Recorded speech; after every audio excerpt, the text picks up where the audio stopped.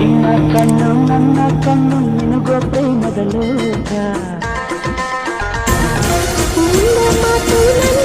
ಅಣ್ಣ, ಸುಳ್ಳಿನಿಂದ ಬೆಳೆದವರು ಹುಲ್ಲಿನಂತೆ ಎಷ್ಟು ಬೇಗ ಬೆಳಿತಾರೋ ಅಷ್ಟ ಬೇಗ ಕೋಟಿಗೊಂದು ಮನೆತನವೋ ದಾನವೇ ಇವರಿಗೆ ಸಿರಿತನವೋ.